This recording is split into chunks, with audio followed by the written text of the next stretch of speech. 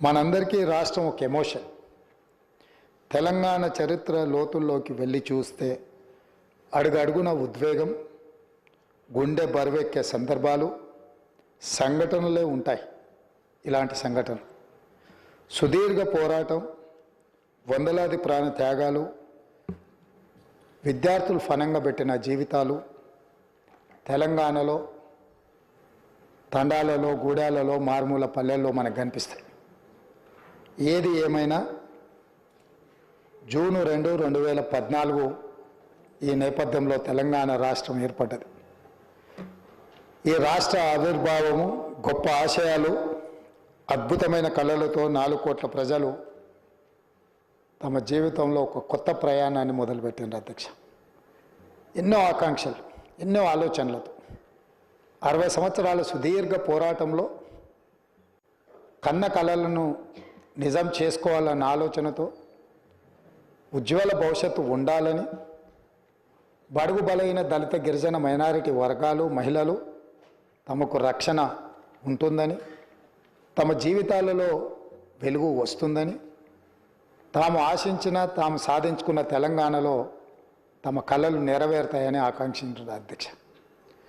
9.5 సంవత్సరాల తర్వాత ఈరోజు ఈ సభలో మనందరం మళ్ళీ తెలంగాణ నేపథ్యాన్ని, 9.5 సంవత్సరాల గత పాలనలో జరిగిన అంశాలను ప్రస్తావించుకుంటూ, ఇంకా కూడా ఆనాటి విధ్వంసకరమైన పరిస్థితులు, ఆధిపత్యం చెలాయించడం, పోలీసులను పెట్టి అణిచివేయడం, ప్రభుత్వం మారినా మన జీవితాలలో మార్పు వచ్చినా ఇంకా భయం మనల్ని వెంటాడుతూనే ఉంది అధ్యక్ష.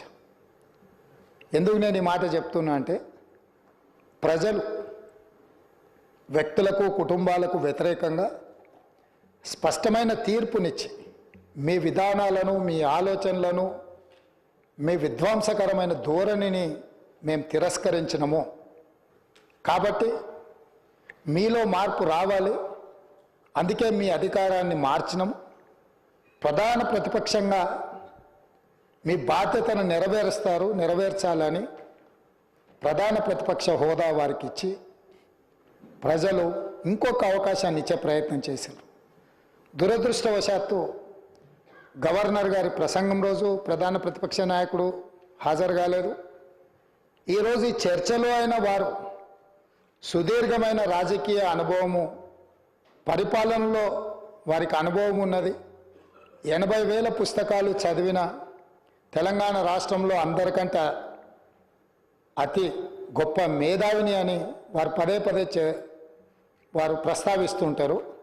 ఆ మేధావితనం ఈ 4 కోట్ల తెలంగాణ ప్రజల యొక్క అభ్యున్నతి కోసం వారు ఉపయోగించి ఈ సభలో మా ప్రభుత్వం తీసుకుంటున్న నిర్ణయాలను సహేతుకంగా విశ్లేషించి, ప్రస్తావించి, ఏమైనా సలహాలు, సూచనలు ఇచ్చి ఈ ప్రభుత్వం తీసుకుంటున్న నిర్ణయాలలో ఏమైనా ప్రజలకు ఇబ్బంది కలిగే అంశాలు ఏమైనా ఉంటే వాటిని సవరించి వారు సూచన చేస్తే వారి సూచనలు తీసుకొని ప్రతిపక్షాన్ని, ప్రతిపక్ష నాయకుడిని గౌరవించి మా ప్రభుత్వము ప్రజాపాలన అందించాలన్న ఆలోచనతో సభలోకి వచ్చినాం అధ్యక్ష.